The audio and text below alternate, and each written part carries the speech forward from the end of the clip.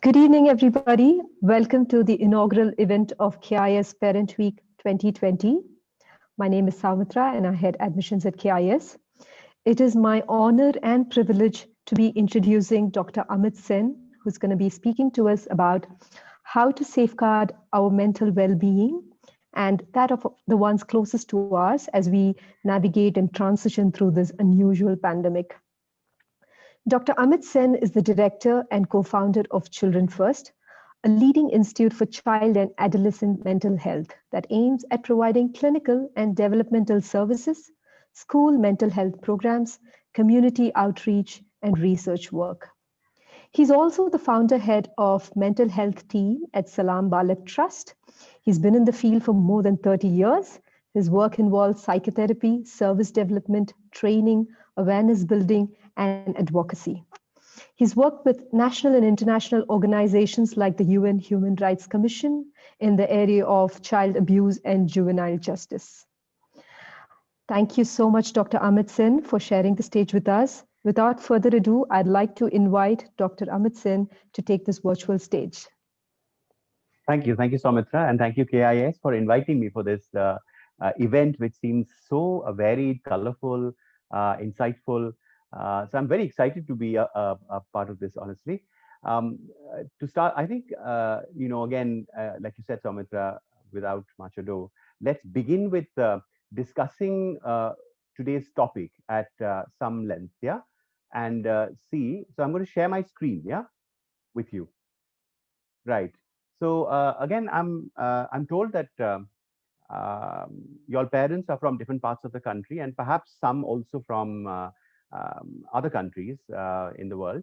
And it really is my pleasure to speak with you and hopefully have an interactive session in the second half of this 1.5 hours. So today's topic is about parenting, but particularly with a view of keeping our children's well-being, emotional well-being in mind in these times of COVID-19.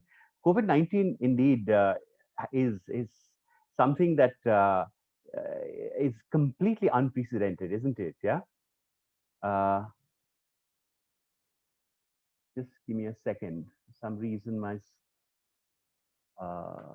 slide is not shifting. Anyhow, let me stop the share and come back to you. Just give me a minute. Yeah.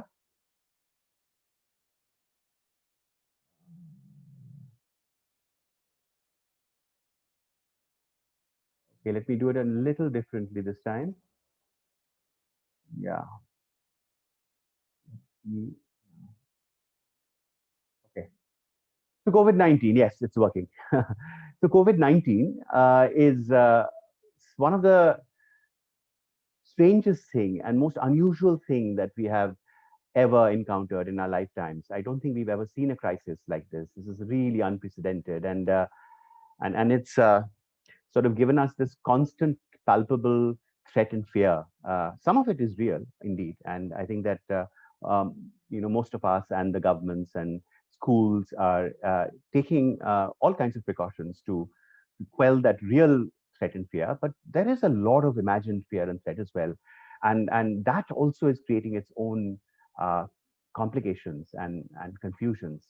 Uh, we always used to take this security and safety that we have in our life relatively for granted. I mean, we would send our children to school or send them to college, or we would lead our daily lives with not much thought about what's going to happen next. But that has got usurped completely. And instead of that, we have these unsettling questions of life and death. Uh, this COVID-19, I believe, can be likened to a natural disaster, like a massive earthquake or a tsunami, but at a global level. And not just that, it is an ongoing thing. When you have a natural disaster, it comes and it goes, and then we have to deal with the aftermath, which is traumatic, of course. And the effects of that trauma is sometimes acute, and sometimes it lasts for years and decades sometimes. And this particular traumatic situation that we are in doesn't seem to go away, and that makes it even more complicated. So of course, when you have some event like that, our natural response is to protect ourselves physically, and that's what most states and schools and colleges and the the institutions are doing, therefore the lockdown. But the lockdown itself has its own range of consequences, and I think that we need to look at that as well, and what it's doing to our lives and to our children's lives. Yeah. So what are the consequences of lockdown after all, right? The first thing that we have understood is that it has disrupted the daily rhythm and routine of life. It's a disruption of daily life, I would say. Um, we don't usually take into consideration what it means to wake up in the morning, get ready for school or your office or your business, then go there, then come back. If the kids are in a hostel, they have a certain set of activities that are lined up. They'll come and have lunch. They'll probably rest for a while, do their homework, go out to play, then come back again and gather. And similarly at homes, the whole family comes together in the evenings, and there are little rituals like a family dinner, etc. And then again, there is another day to look forward to. And so there is a certain predictability. There is a certain knowledge about what's going to happen next, what's going to happen tomorrow. Yeah. And this gives us a kind of an invisible scaffolding and a structure around us, and it provides us emotional safety. And when the lockdown first started, so many families, I heard them saying that it's wonderful to, because the children don't have to go to school. They were thrilled that they didn't have to, and the parents they could work from home. So there was a lot of family time, and for the first couple of weeks, or perhaps a month, they were really enjoying it. But then everything started sliding. The sleep times, the eating habits, people started getting into conflicts with each other. Doors began to get slammed. Food was mostly junk, and so on and so forth. So soon, that structure that holds us as a society, or as a family, or as an individual, even that safety went away. The second thing that broke down were institutions. And by that, I mean schools, colleges, offices, and even things like, our law and order situation, the policing, all that changed completely, and so did the transport system, our ways of travel, that broke down. And I know of so many people who have had, through particularly in the peak of the lockdown, family members who have been very ill or even died, and they haven't been able to visit them, and and again, the institutions like, let's say, a guitar class, or a football school, those are shut down as well. So those structures that would provide us this relationship with the outside world, and it would actually provide us meaning in our lives. It actually helps to give us a sense of self when we associate with these institutions. That was broken down completely. And and I think there was a huge feeling of being let down. Of course, we kept hearing week after week, month after month, that it's going to open again. It's going to happen soon. Now the trains will start. Now the flights will begin. Now the schools will reopen.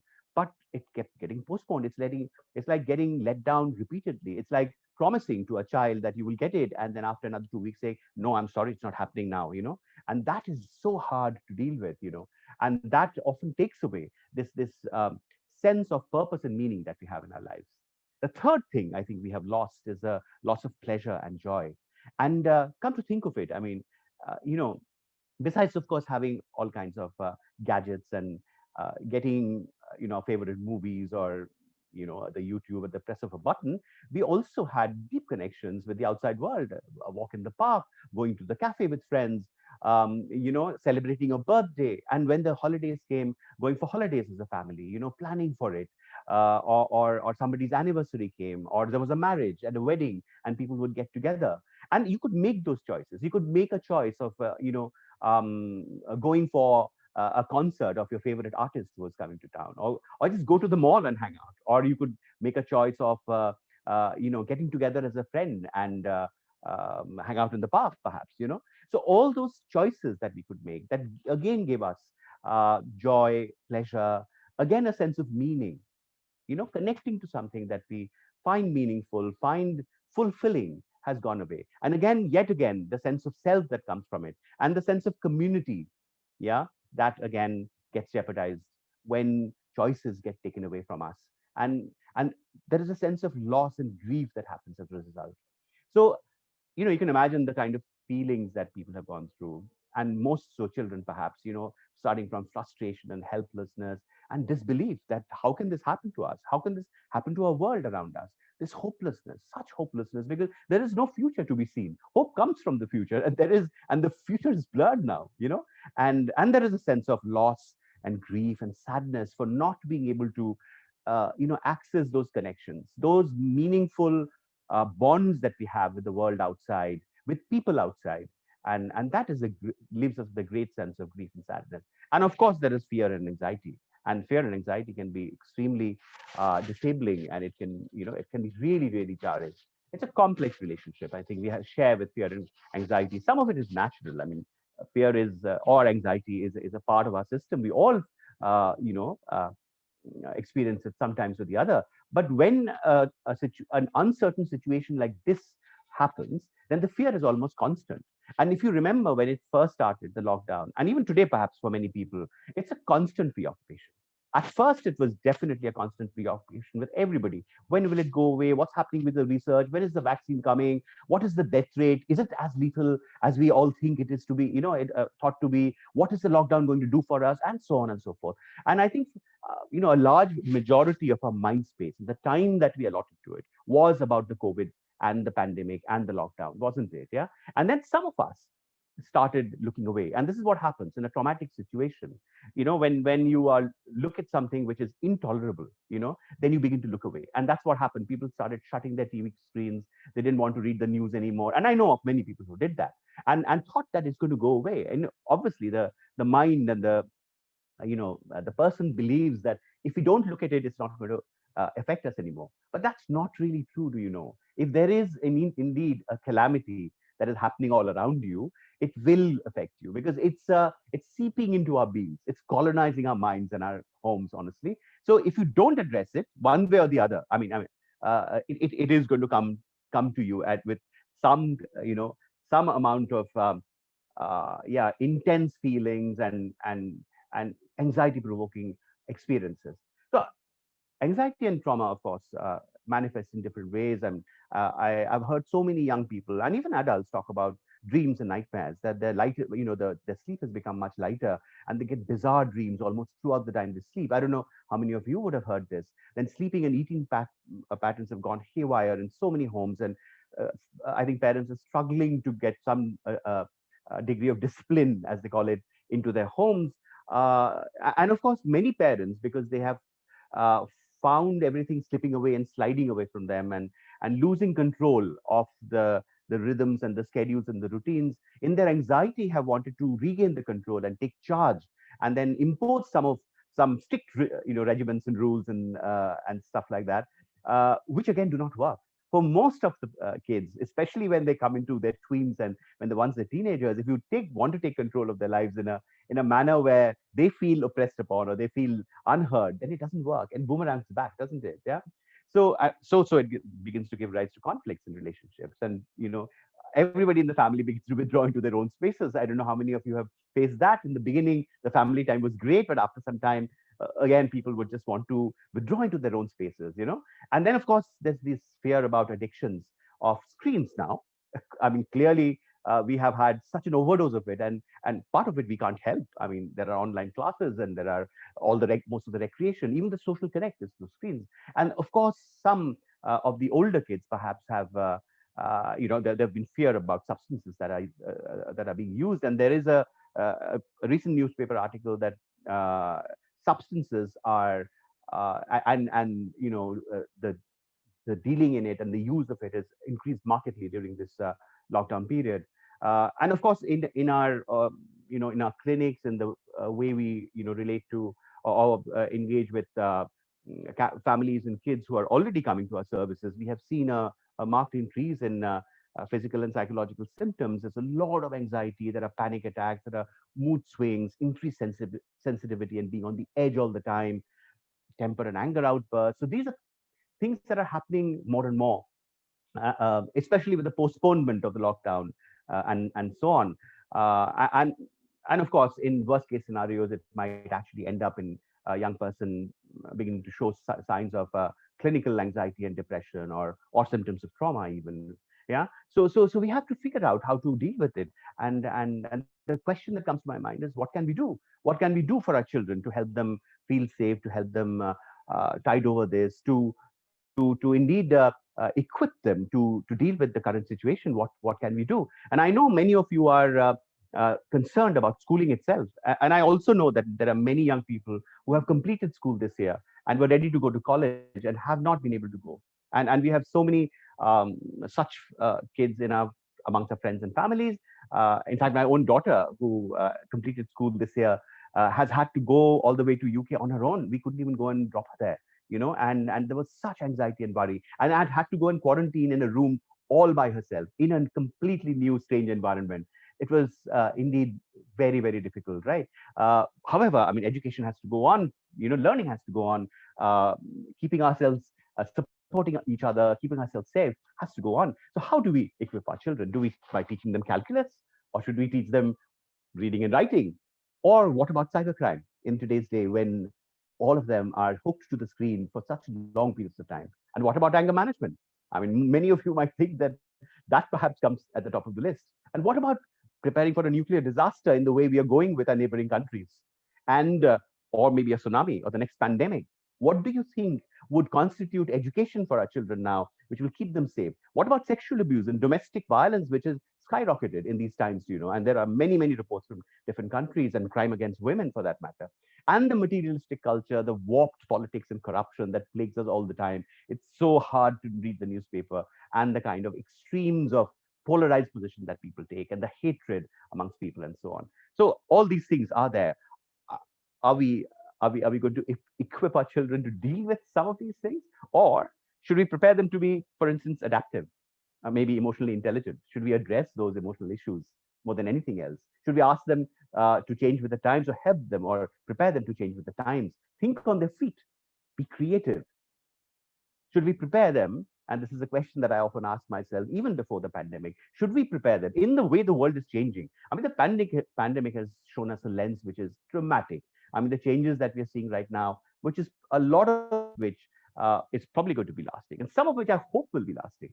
Uh, Gives us this feeling that how can we prepare our children for the next 15 to 20 years when we hardly know what's going to come of it? You know, so should we prepare them to ask questions and find their own answers, rather than answer questions that we ask, right? So a lot of the education and the parenting and the emotional well-being has to do with this, to trust our children to be able to find their own answers in a world that they probably understand better in many ways. So in our parenting strategies, there is a broad format or a philosophy that we run with. And these are a few of those, dictats, if you like. One is the acceptance that each brain is wired and inspired differently. And we can see that no better than in times like these. The response to the lockdown and the pandemic, how young people are responding. Like, there are introverts who tell me that we are fine. I mean, even kids who were depressed or had phobias and could not go out of home, they say that this suits us best. We don't mind this at all. I'm worried about my friends and what's happening to them. So it's the way they are wired, it's the way they are, they deal, and they engage with the world outside, that determines how they're responding to this crisis. Similarly, in terms of learning, or social development, or learning how to play cricket or play the piano, all of that is to do with how a child is wired in the first place. And that is the blueprint that we're all born with. I often liken it to the hardwire of a computer. Computers are made for gaming, they're made for offices, and a software for gaming will fit very well on a computer which is made for gaming, not so well on the office computer perhaps, and vice versa. And similar to that, there are some kids who will respond in certain ways in certain situations, others will not, and to accept that it's okay to do, right? And the second point is connect is your bond, your relationship with your child. Connect is a prerequisite to learning. And till the time you don't have that relationship, there's not much that you can actually exchange. There's not many ways that you can perhaps influence your child's development unless you have that bond, right? The third point is what you focus on grows. And I am going to elaborate on that. I am going to elaborate on focusing on things that we believe are important, right? The fourth point, and this I think is we believe in deeply, is kids will do well if they can, right? And if a child is not doing something, even if they find a reason not to do it, it's probably because they have a innate difficulty. So if a child, for instance, in a classroom setting is not writing or not completing classwork, there must be some difficulty there for which they don't do it. It's not just because they're being lazy or they're choosing not to do it. Similar to that, there are some kids who are managing well in the pandemic, and there are others who cannot contain their frustration. They cannot stay at home 24/7 and still feel okay about it, and they're struggling to do so. And that's because and if they could, stay at home and be happy, they would. But it's actually again perhaps to do with the wiring they have, that they cannot do certain things, right? The fifth point is emotionally safe zone is a prerequisite. Again, it's to do with your relationship with your child and the atmosphere at home or in the interactions or transactions you have with your child. And if your child ends up feeling safe in that, emotionally safe, then they can learn, then they can listen, then they can think of being creative and look for other options. I mean, if I asked you that, how many of you, and I'm sure all of us have at certain years in our life gone through huge amount of stress or anxiety. Are we in our best, phase to crack, complex logical problems or be very creative or think out of the box? We are not. At that time, we freeze. And indeed, it is a human or a human tendency to kind of focus on the urgency of that situation, and you begin to lose track and sight of the other things that are happening around you. So feeling emotionally safe again is so important for children, right? And the last point is the inside out approach. And by this, we mean that rather than look at the behavior and where the child is coming from, look within and see where you're coming from.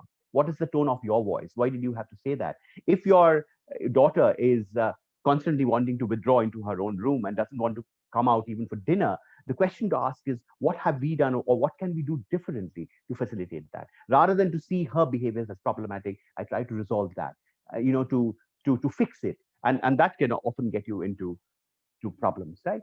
So what we follow in Children First, and this I think has become uh, fairly popular with a book that came out, on parenting about 5 years ago, and it's called the 5C model. We call it the 5C model, and the 5Cs are connect, coach, community, care, and commit. And I'm going to take you through some of those in more detail and perhaps just gloss over some of the others. And I think in today's time, particularly, the connect is absolutely central. In any case, for any kind of parenting or helping your child to grow up, helping your child to feel safe for their emotional well-being, your connection, your relationship with your child, I'm sure all of you would know, is central, absolutely, right? So how does connect look like? Let's look at you know, perhaps a child called Shiv, who's 11, right? He's bright, he's energetic, he's full of imagination and very, very creative indeed. But when class was on, he was often distracted in class. And right now, with online classes, he's completely zoned out. He just doesn't know what's happening out there, right? He will not complete his classwork. He does not copy from the board or the screen now. He is slow at most things that are chores, such as getting ready for school in the morning or eating breakfast. He's often getting the family late for get-togethers or something an appointment they need to keep and so on, right? And he needs repeated reminders to be on task. Many times, as he's getting distracted, he needs to be told, Shiv, come back and do this. Come back, tie your shoelaces before we go out, and so on, right? And of course, he keeps losing things as well. So, how would a day in Shiv's life look like, do you think? Yeah. How would a day look like from morning till night?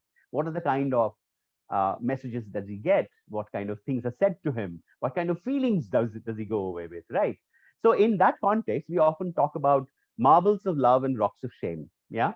So each child actually, through the days and weeks and months, they collect marbles of love, which of course are of various kinds, starting from overt expressions of affection and love to many other things that we'll cover shortly, and rocks of shame. And there are many kids who end up feeling shamed at different points in time in their day. I mean, if she was asked to, sort of told that it's such a, so much trouble to just wake him up and get him into the bathroom to get him ready for breakfast. If he hears that, he's not doing well enough in class, that he has to pull his socks up and he has to complete his homework today, and which he can't do clearly. And if he's listening to all of that through the day, from morning till evening, How much of these rocks is he collecting? And what is the effect of those rocks on Shiv's mental well-being, his self-esteem, in his relationship with the rest of the world? What does it do to him, right? In this context, again, we often talk about the emotional bank account. And this is taken from Stephen Covey's very famous book. And we believe that any relationship is like an emotional bank account. You have deposits and you have withdrawals.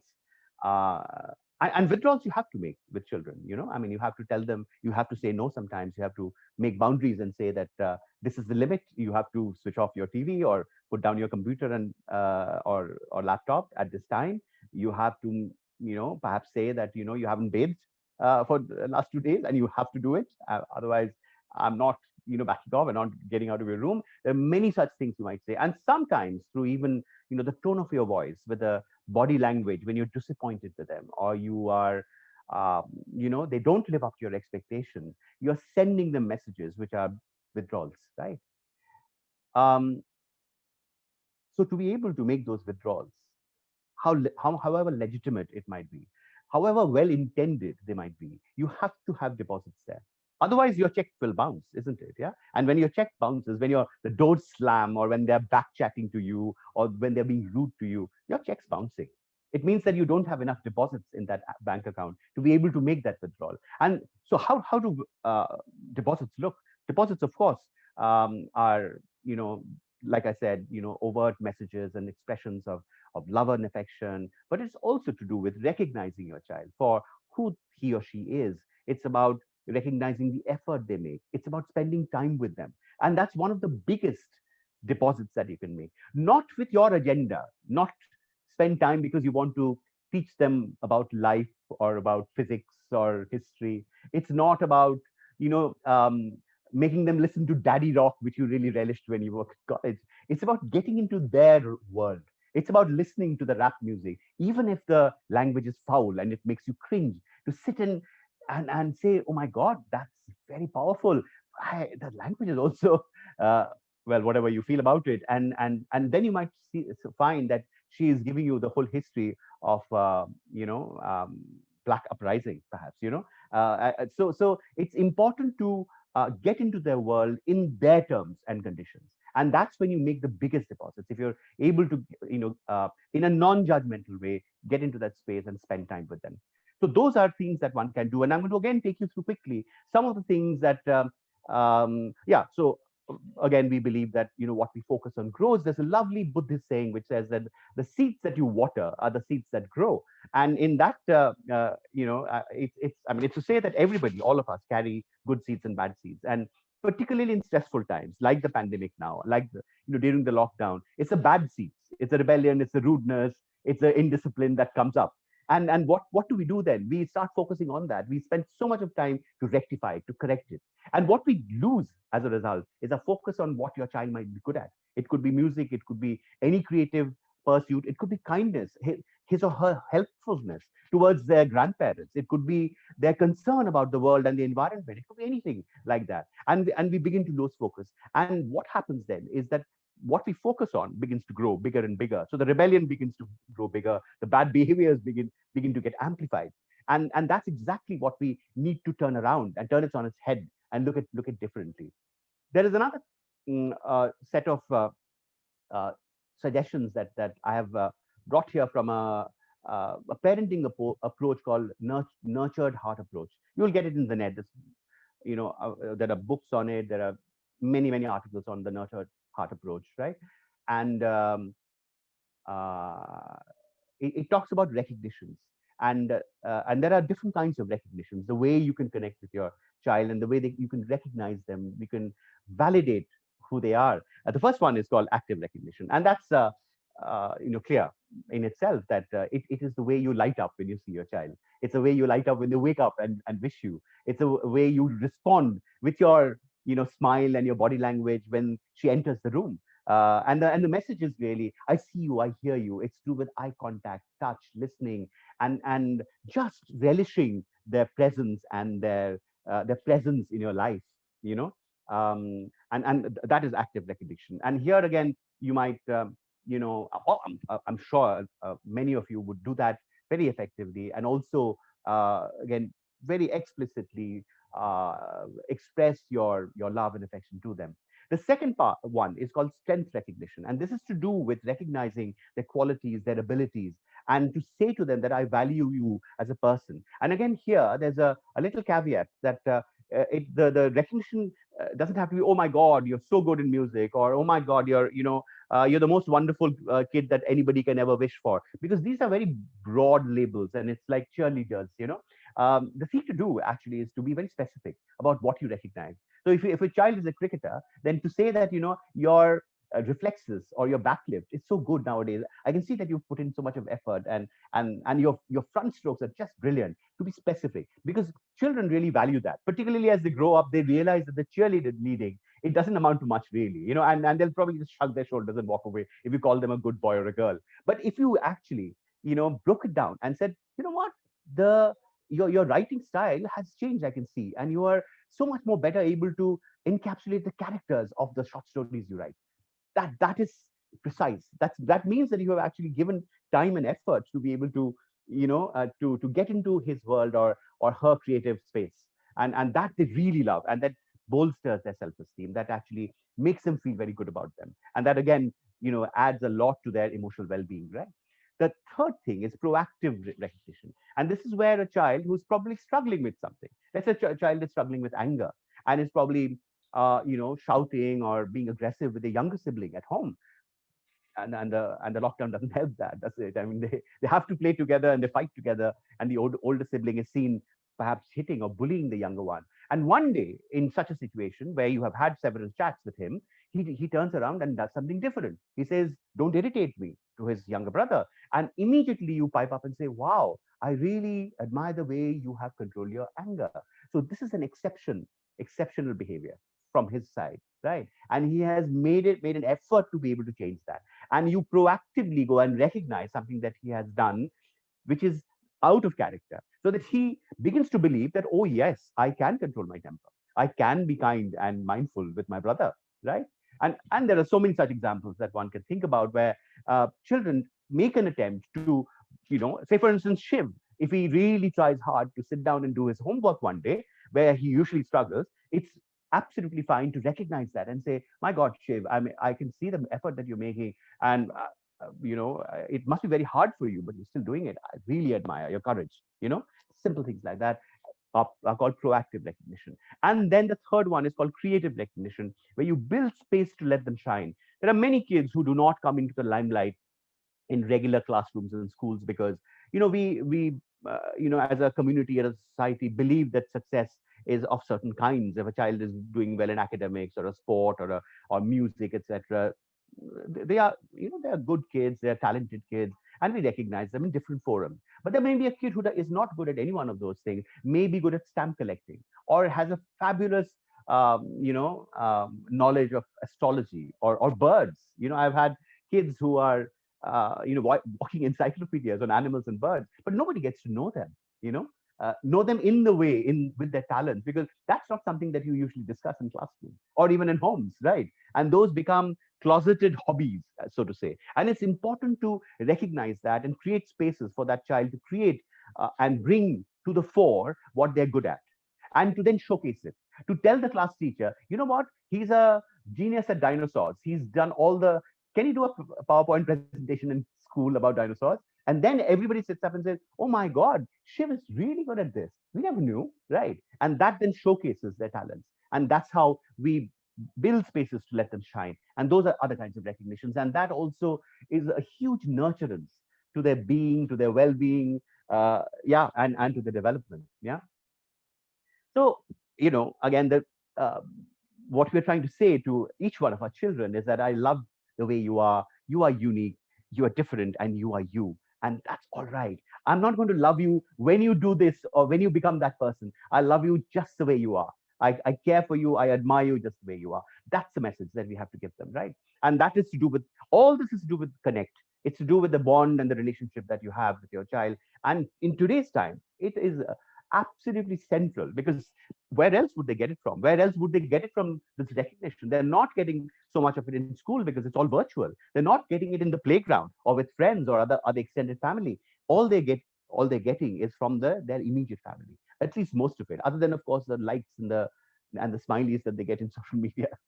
Which again, if you ask any young person as to what they prefer, any time they would, I mean, of course, some of their lives are actually completely dominated with likes, and then they'll first thing in the morning they'll wake up and see how many likes have they got on Instagram or on their Facebook and so on.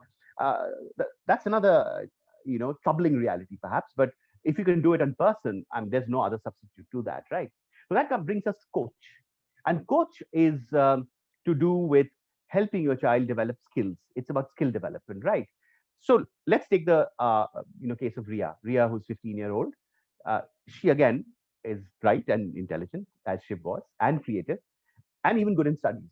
When school was on, she was actually doing very well in it, right?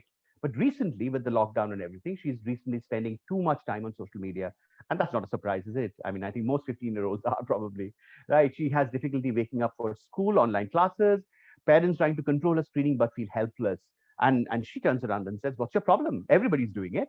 And that's true to an extent, isn't it? Right? There are constant arguments and fights about it every day, right? So what do you do? What do you do to connect to a child like Ria? How do you help her to understand that what she's doing may not be quite as helpful? How does she realize that herself? Right. And for that, I'm going to again present another model, another psychological model called transactional analysis. And some of you might be familiar with this because it was very popular in the 70s and 80s, and all the business schools and the leadership courses would incorporate it because it's to do with understanding relationships and interaction. And it is, the premise is that all of us carry these three ego states within us, and those are the parent, adult, and the child. And you can imagine what the adult will be like. The adult is no doubt something that we want to nurture in any one of us. The adult is objective, is logical, is reasonable, can take perspectives from different lenses, and dispassionate to an extent, right? Whereas the parent, of course, can be nurturing, can be caring, can be loving, but equally, a parent can also be critical, can be judgmental, can be controlling, isn't it? So, in fact, the parent is divided into two: a nurturing parent and a critical parent, right? And it's often that when we talk to our children, we can be nurturing, of course, a lot of the times, but many times inadvertently, some of the voices or what some of the tone of our voice or the language that we use becomes quite critical and judgmental. And again, becoming aware as parents as to where we are coming from and what is the tone of it determines a lot as to how your interactions will go, how your relationship will go. The child, again, can be spontaneous, and all of us hopefully carry a bit of child in us, right? A child can be playful, creative, spontaneous, joyful, and I hope all of us as adults also carry some of that. But equally, a child can also be rebellious, extreme. They can dig their heels in. They can be revengeful, angry, resentful, all of that as well, right? Children can be like that too. And so the child is actually divided into a natural child, a rebellious child, and there's a third category called adaptive child. The adaptive child is the two goody shoes kid who is always ready to please the adult. And I actually worry about those kids the most because I think kids should have large dollops of not just the natural child, but also some degree of rebellion, because that helps them to grow as individuate and grow as people they want to be rather than become clones of their parents or their siblings. Yeah. So you can imagine what might be happening between Ria and her parents. The parents, in their bid to help her control her screen time, etc., might every now and then coming from the critical parent. And what do you think they're hooking in Ria? They're hooking the rebellious child. And that's what happens often in interactions with our adolescents, particularly. Inadvertently, what we end up saying or end up doing, or our body language, etc., reaches out to them or provokes something which is indeed rebellious or angry. And how many times some of you would have heard from your children, "Don't lecture me anymore," right? And what the lecture is actually, you're well-meaning, well-intended, advice to them, but the way they see it is very different. They see it as criticism of who they are or their behaviors, etc. And the way they respond is from the rebellious child.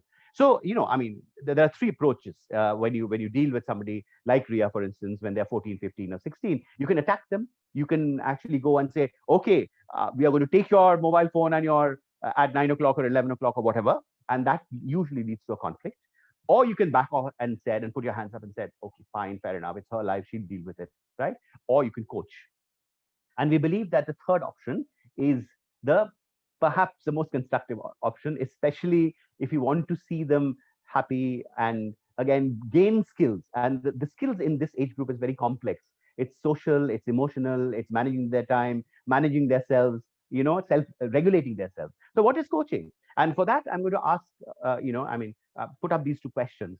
The important question is that, are we asking, how can I get my kid to do what I want? Or are we asking, what does my kid need for a healthy development and emotional well-being? And how do I meet that need? And these questions are different. They're very different. And many times when we feel frustrated, when we feel anxious as parents, inadequate as parents, we choose the first question actually. How can I get my child to do what I want?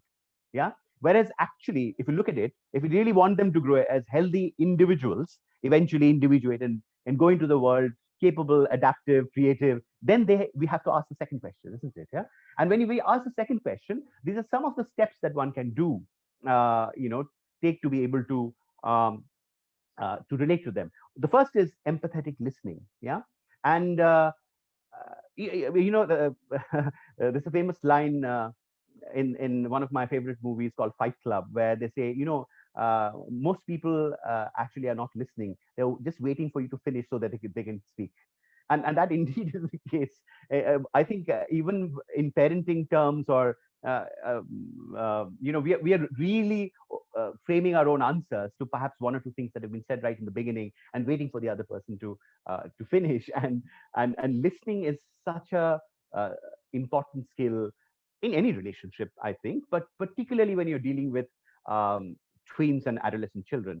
So listening with eyes, ears, heart, body, and wait, and not think about what the solution will be, not think about what your answer will be. Yeah, not think whether this is right or wrong, but just listen and try and understand the child's predicament, the child's position, and the solutions and the discussion can come later. But just to be able to empathize with the child's position, and that goes a long way in your relationship, and in the way you can then get into a negotiation about what is important for the child's growth and development. Understanding unique wiring, or ZPD or ZPD, and this is again to do um, that notion that we run with, that I said, that we have to accept how each child is wired differently. And say for instance, one child may be fabulous at maths, and on a scale of 0 to 10 is at a 9, but the same child is struggling to finish his essays in English. And if you again scale it, you might say that in essay writing he's actually a 2. He's at 9 in maths, but he's 2 at essay writing. And if we expect that he will jump from 2 to 8 or 9 in essay writing within a few weeks or days, then we are going to set the child up for failure, and we are going to set ourselves up for frustration, because that's not going to happen. So how do you do that then? Then you scale that and say that, okay, so if you're a 2, what do we need to do to go to a 2.5 or to a 3? What are the steps that we need to take?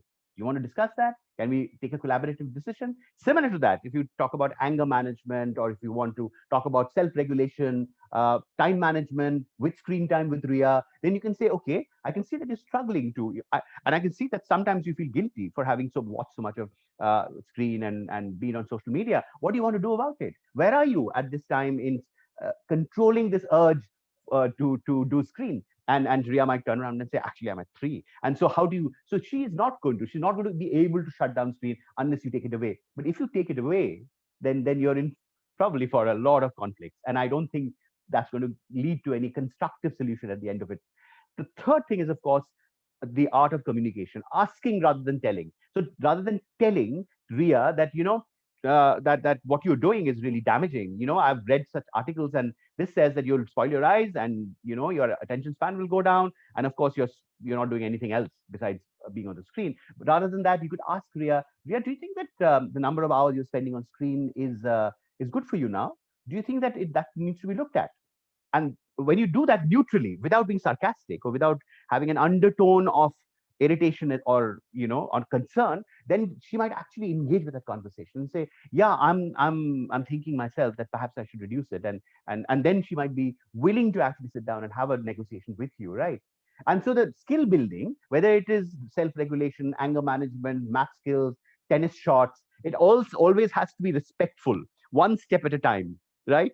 Chart the ZPD, see where your child is in all these domains. These are all skills that your child can build up over these very, very important years of adolescence and young adulthood, right? And then set realistic goals. Set the child up to succeed, not to fail. The moment we raise our expectations beyond a certain point, the child is struggling to reach it. And that leads to them giving up, them becoming angry, frustrated, or having a very low self-esteem. And of course, it also leads to further conflicts and your disappointment in your child, isn't it? Yeah. So these are some of the steps that one can do. It's like Soumitra, I am aware of the time, so I'm going to rush through some of the last slides and open it up for discussion. No worries, you can do that. No problem. Take your time. All right, all right. So the third thing is, of course, care, and the care is about how are you taking care of yourself, and that's so crucial, isn't it? I mean, it's about that announcement before the flight that if the oxygen pressure falls and the masks drop down, you take your oxygen first before you give it to even your child, and that's vital, absolutely. If you don't take care of yourself, especially during this extremely stressful time, it can backfire, and you might end up burning out yourself, you know even as in the role of being parents, right? So the question is, how do you take care of yourself? I'm going to leave you with that question and not go into the depth of it, but I will ask you yet another question. What is your PQ like? I'm sure you would have heard of IQ, and IQ is intelligence quotient. You would have heard of EQ. Some of you would have read books on emotional intelligence and stuff. EQ is emotional quotient. PQ is something that we have coined at Children First. PQ is playfulness quotient. And playfulness quotient is vital to survive, especially. I think that, this child that we all have within us is something that we subdue, we forget about as we grow up. We have to be mature, we have to be responsible. We hardly have any time to play, to be silly, to be creative, to have fun with our children or even with each other. And in our organization, we hold this very, and we often talk to each other about our playfulness and what are we doing to enhance that. And we often talk to our not just the children but the families and the parents even about their playfulness portion.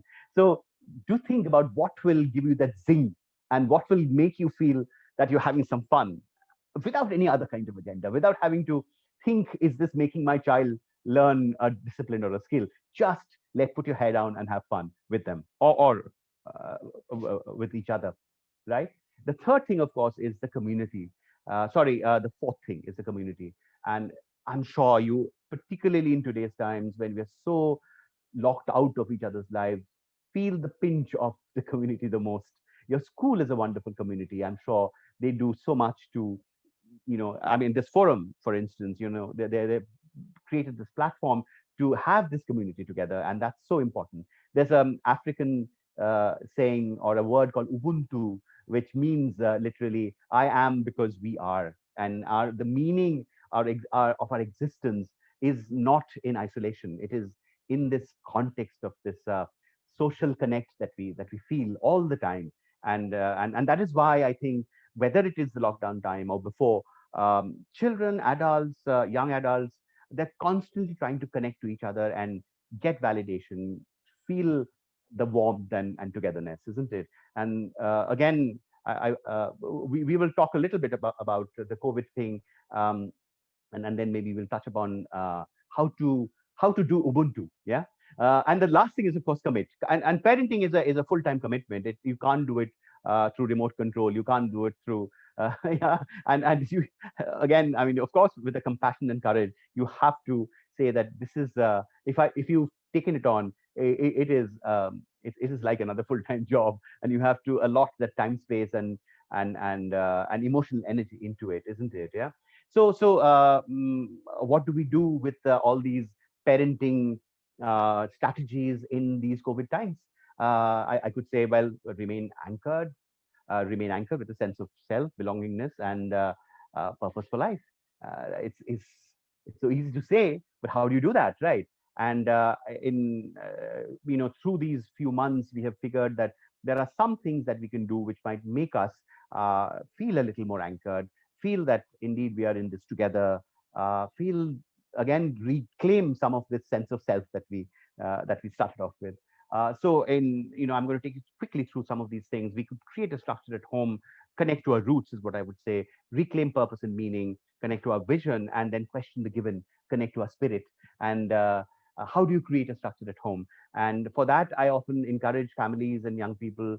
And of course, parents might have to take the lead in this. Sometimes even young people do, to sit down and discuss and talk about what do we find meaningful, what is fun right now, and what I first talk about what used to be fun, and how can we, in some ways or the other, replicate that.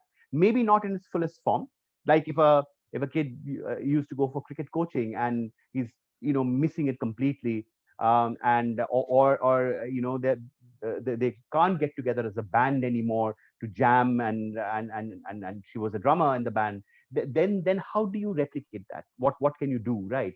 Well, how can you have that fun at home? So have deliberations about it, and each one makes a list of things that one can do in the current scenario, maybe 5 to 10 things that you can do, right? Then how do you see yourself as a professional, as a businessman, or a student or a homemaker, and how has your role changed? Like for instance, for a student, and most students, I think, to some extent or the other, are struggling with the online classes. That's my sense. And Soumitra, you might want to correct me, but many of them actually complain of how fatiguing it is. We find online sessions of assessments and the work that we do with children and family very fatiguing, much more so than one-on-one sessions. So we can completely understand. But to ask this question to them, that what else can they do to make their student life more exciting? Can they go and join Khan Academy? Can they watch documentaries or listen to podcasts of their favorite subjects? Can they listen to something, see a movie that is inspiring in that topic, whether it is biology or history or whatever it is, and then bring that to the family and then discuss it with the rest of them? Can the whole business of learning as a student become varied and diverse and exciting given the circumstances? Can we do that? The newfound role in those areas. And of course, because we are all locked down, and some of us, of course, do still have household help, some of us don't, but to be able to participate in household chores, yeah, to be able to be able to say that yes, I can do this. I mean, there was a 10-year-old who told me that, oh, I'm in the jhadu brigade or the broom brigade, so she's the one who sweeps the home with maybe one or two other of her siblings, and she loves it, right? So to be able to, again, for each one of these three things, to have a list of things that one can do. As a student, I can do these things, and each day doesn't have to be the same. The routine doesn't have to be the same routine every day. And similar to that, household chores can be a drop-down list of 5 to 7 things that each person can do at home. And then you come together and think about a loose, flexible structure for each one, saying that, in the morning, once I get up, I'll look at my fitness for a bit, but then I'll devote some time to my role as a student. And then in the evening, there'll be recreation and fun things. And in between, in the afternoon, I might want to do a few household chores. So have broad categories like that and not be too rigid about it, and be balanced and accepting of what is possible and what is not under these circumstances.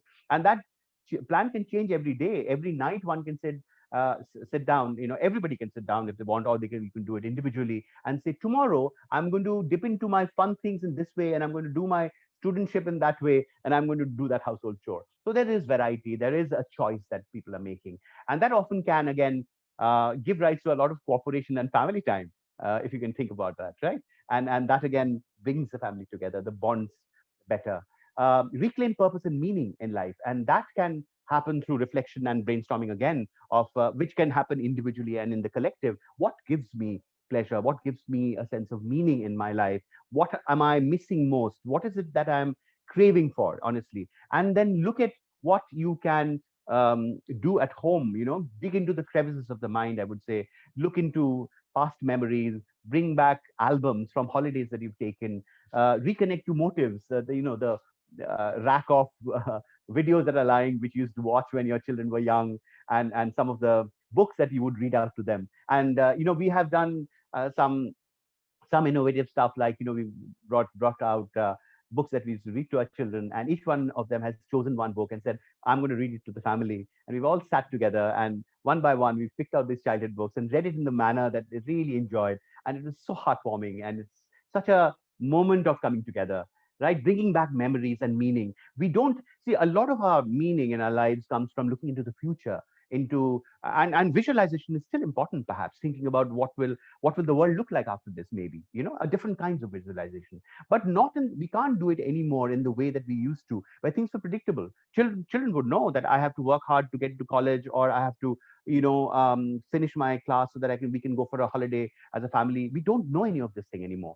So how do you bring that sense of meaning and fullness in your life? We can dig into our memories and dig into holidays and incidences which we probably never had the time to stop and discuss and watch during that time. Life is such a rush most of the time, isn't it? Yeah. And joining those dots and making stories about, like for instance, the other day we sat together again, four of us, and we talked about which are the movies from, for the last few years which made us cry and why, and we sat down and talked about movies that made us cry. It tells us so much about each other, about our sensitivities, about, what is meaningful to us, right? And those kind of things, of course. I'm sure many of you are already doing a lot of storytelling and board games and cooking together. A wonderful thing, again, I believe is so enriching. I mean, most of us are probably still hesitating to go and get a restaurant meal, but I know a couple of families, and we've attempted that as well, is to make a restaurant like meal at home. So, read out menus, do it present it like that.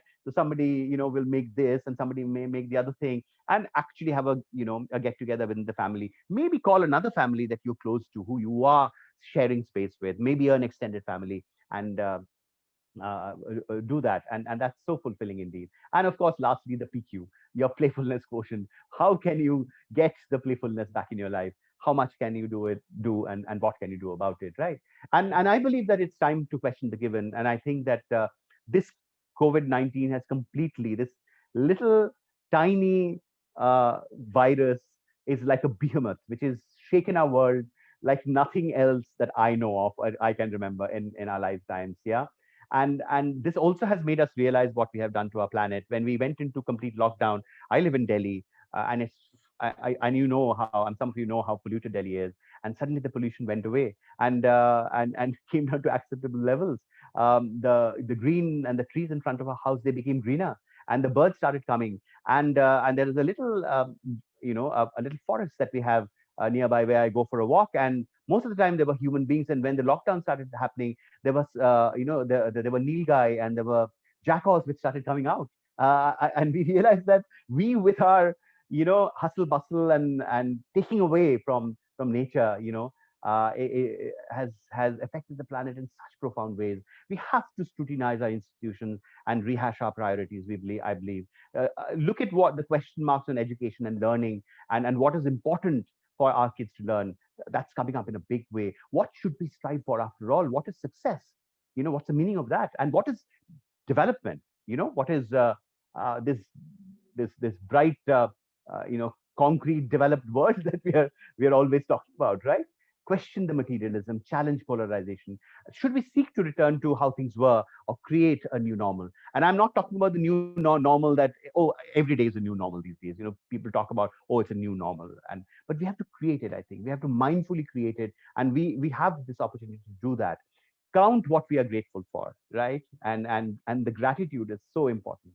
And ask indeed if less is more. Yeah.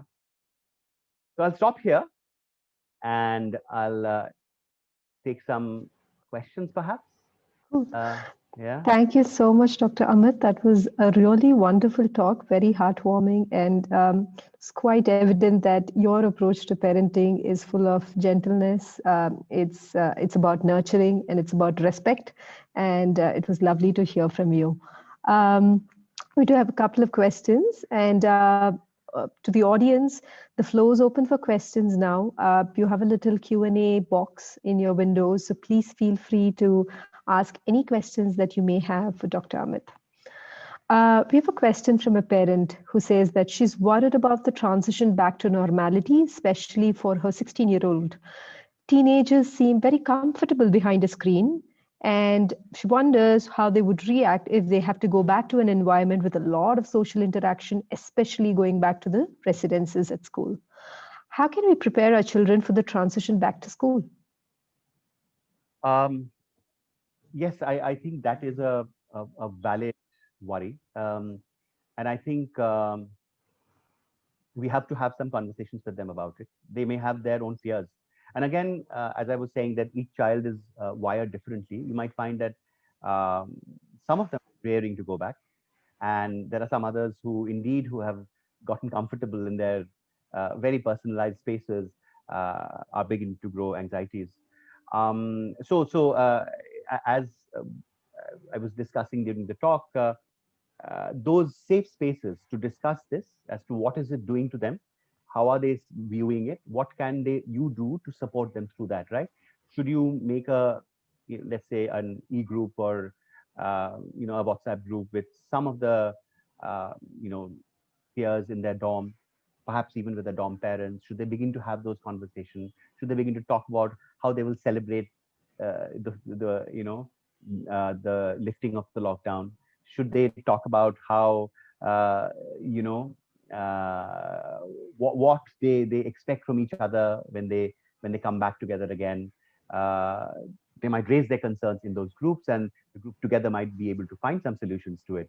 However, having said that, I believe, and this is something that has been borne out by some experiences and some documentation of it, that when you know uh, situations become very stressful, people adapt to that, right?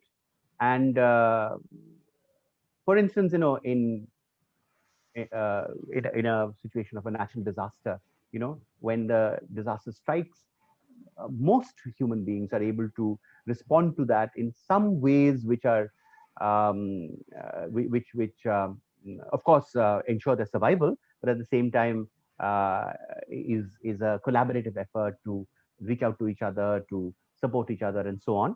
But when that situation again becomes normal, they're very quickly able to go back to those what are called the normal rhythms and routines of life, and so perhaps, and especially young people, they're highly adaptive, and in teenage years, and of course we know that for a fact that the social milieu is so important for their growth and development. Some of them may have anxieties about it, some particularly the introverted young people, but most of them are seeking some kind of social connection, which they now get through social media. But I'm sure that the large majority of them are, in some, at least part of them is looking forward to going and making those connections again. And I think that if we are able to highlight that and visualize how it will be, how will it be to meet your best friend after such a long time? How will it be to again come together and do theater again or play a game of football again? Just to visualize that is going to help them get over any kind of anxieties, even if they have one. Thank you, Doctor. There's another question. You spoke about the emotional bank account. You spoke about how you need to place deposits in it before you could withdraw from that. The question is, how do you draw the line between, appreciating somebody versus not making them seek external validation all the time? I think as parents, some of us wonder, if I overly appreciate my child, is the child going to constantly be seeking external validation as they grow up and hence do things to please others? So how do you strike that balance? Okay, so we believe that you cannot spoil a child with love or excessive validation, right? Um, what you can, what you have to do, on the other hand, of course, is to call out the boundaries as well. So it's not just about praising them. And again, I was trying to differentiate between a kind of a very cheerleader kind of blank praise versus something which is more specific, which Mm-hmm. helps them to actually introspect, reflect, yeah. And I mean, some people call it constructive criticism, where you can, bring out, highlight some of the things that your child is doing. But at the same time, if you have that good relationship, you have a good connect, bring out certain other things that they could do better, right? Then there is always scope of the child becoming more reflective. Children usually look for attention only if they have not got enough. If they fulfill, children who get enough usually do not look for. In fact, there are many kids who might say, "Okay, I've had enough of you. I want to spend time on my own." Right? Now they can say that, of course, because they might feel that you're um, lecturing, or you know, they want to have their independence, etc. But sometimes, even if you're a very good parent, if you're really positive and validating in a good sense, even then children will want to have their own space, because that's what they're wired to do. All children want to, especially adolescents, they want to individuate. They want to experience that, the life in their own way. So I doubt whether excessive validation is a thing which will spoil your child, as long as you're able to also keep boundaries going. And again, if Mhm. your deposits are good enough, then the boundaries, discussions about what needs to improve, skill development, talking about the future, what they want to make about, um, you know, uh, uh, what do they want to make of their career, what college do they want to go to, what values do they hold dear. All those discussions are possible, right? As long as your deposits are good. The moment your deposit recedes and it actually goes down, you might begin to see another kind of response. In fact, a lot of the times at home, both me and my wife, who's also from a mental health professional, we tell each other that when you see them reacting, when you see, and we have two kids, reacting or becoming rude, the first thing we check with ourselves is that how has our deposit been? Because we lead busy lives, and many times in that busyness, we stop being mindful of how much time we are giving them or how much attention we are giving them, and they begin to react to that. If the attention, I, there can be a different kind of attention that children can get. They can get a negative kind of attention with criticism, scrutiny, judgment, and those can be damaging. In fact, children actually seek out negative um, uh, attention rather than no attention at all. Rather than no attention at all. So if they don't get positive attention, they will actually provoke you to even get a negative attention, because that tells them, okay, so somebody's noticing me. At least that's a validation that I survived, that I'm there. I'm a human being in this space. Yeah. Thanks, Doctor. There's another question. I think through the course of your talk, it became very evident that spending time with the child is very valuable. It allows you to build up this deposit, to understand them, and to develop connect with them. And you spoke about family meetings, which is which is interesting because I think back in the age when we didn't have as many gadgets, I suppose we all sat across the table, spoke with each other as we had our dinners, and there were many more. It just genuinely felt like there were lots more opportunities to do these family conversations before in a very organic manner. And now times have changed and lifestyle has changed. And so it feels like we may need to make this effort to bring back family time, but sometimes also feels a bit awkward because, you suddenly have to bring people together around the dinner table and say, hey, let's have family time and let's talk about it. So there's a sense of awkwardness when you initiate something like this. What's your experience been working with families, and are there, things that they have done to make this seem more organic? And maybe it wasn't initially, but they sustained with the practice and it's become more organic now. What's your advice there on how to kickstart this family meeting process? So I think you can use certain platforms or formats with which you can do that. Which say, for instance, again, I mean, I think watching a movie together, or board games, or taking turns to put on your favorite music and dance to it, or whatever it might be, might initiate the family time. And that depends on, again, people's preferences, the connect that you share with your children, how old they are, and so on, isn't it? I do agree with you that if you said that, what, we are not having too much of family time, let's get together on a regular basis at 6 o'clock in the evening, not going to work, right? So we have to be more creative and innovative and spontaneous as well, right? And for that, you have to know your child as to what they like and enter their space from time to time, not just as a family always, but also as an individual. So many times if they're you might go and knock at your son's door and say, hey, what are you doing? Do you want to hang for some time?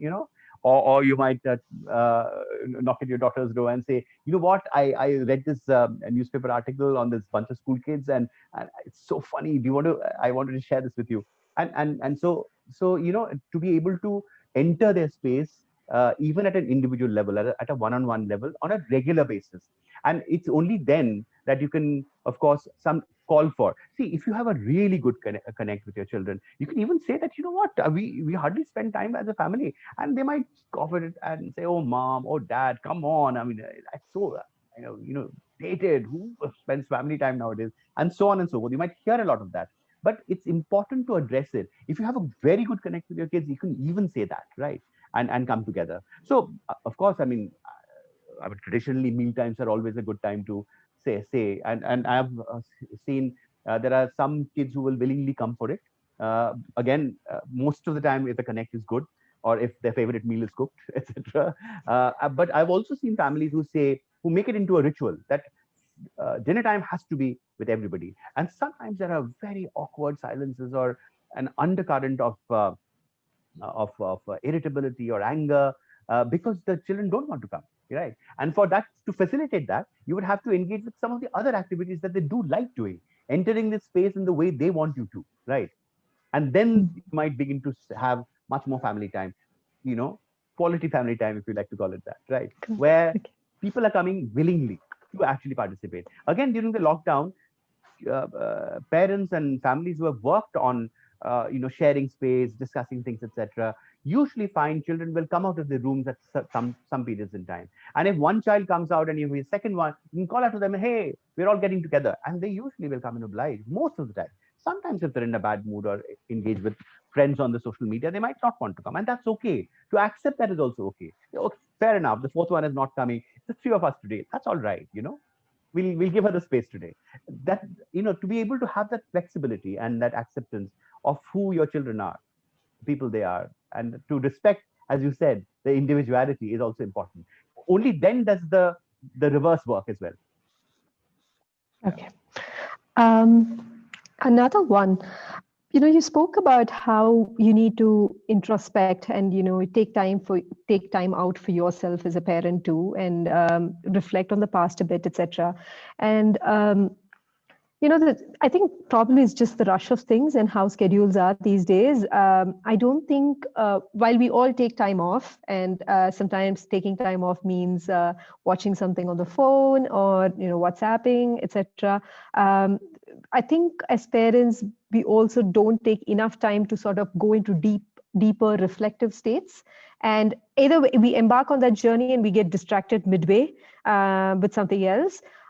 Are there any tips that you have on how you can structure your reflection so you can also learn a bit more about yourself?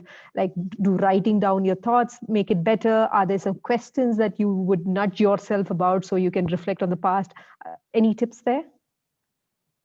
Yeah, I think for many of us, the screen needs to go for some time, which means you have to shut it and make it inaccessible.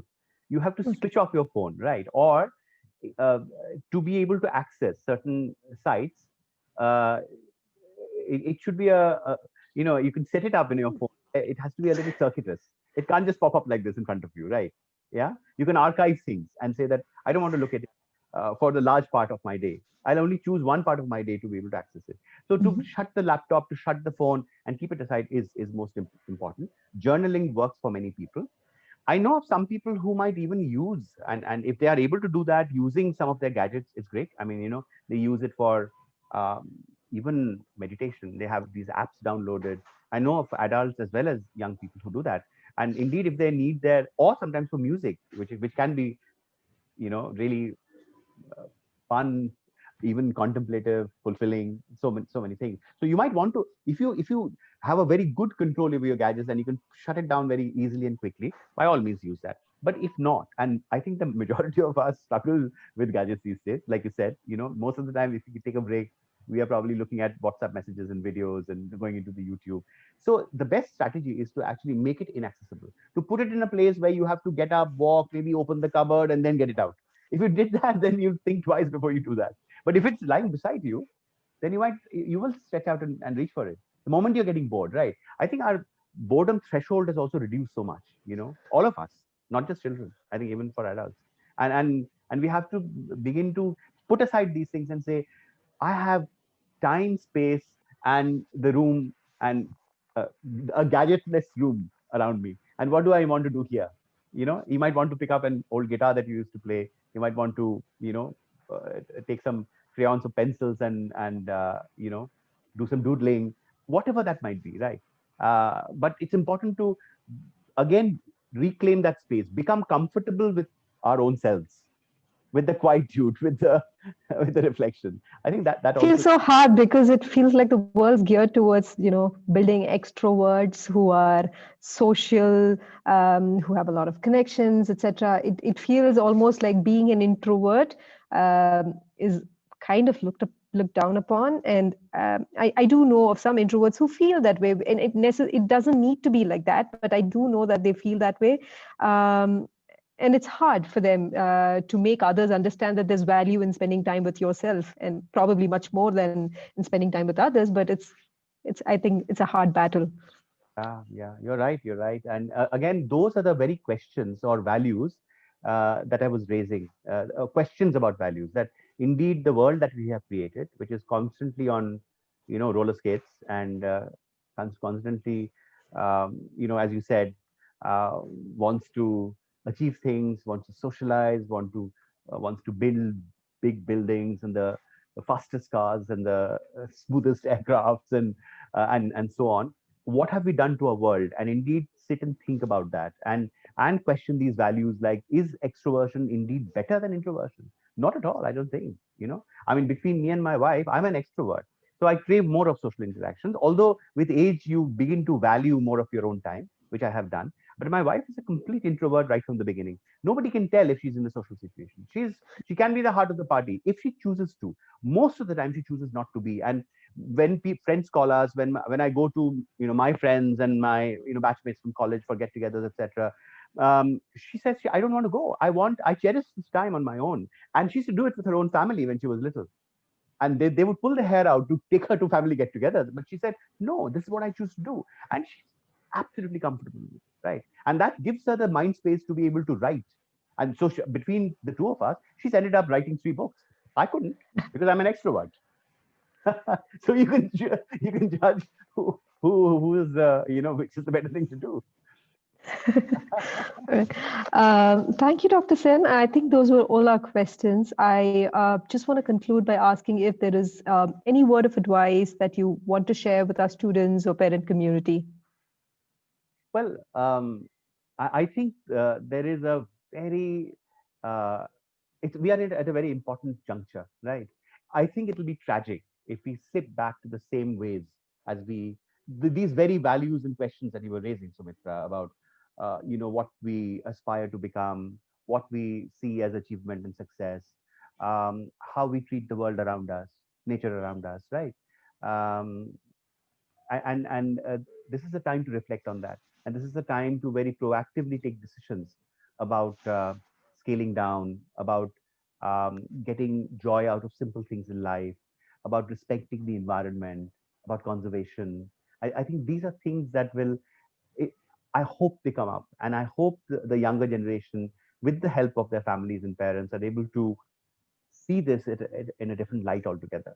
Because this generation of parents, etc., will go in a while. If we want to leave a world which has, an opportunity to revive and survive for centuries to come, for our children, grandchildren, and their children, perhaps, then we have to think like this. If not, many such more pandemics and natural disasters will come our way. Thank you so much, Dr. Sen, for your words of wisdom. Really appreciate it. We really enjoyed the past hour with us. I think we'd like to thank you for your very open and gentle approach on parenting and your advice to our parents and students.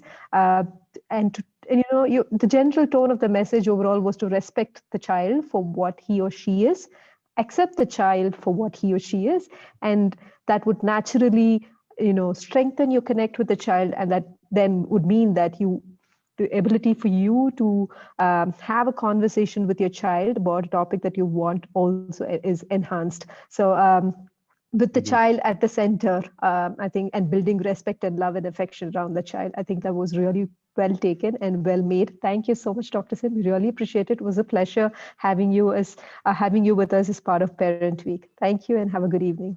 To KIS. I really enjoyed the session, and yeah, thank you for including me. this wonderful effort and forum that you've created. Thank you, sir.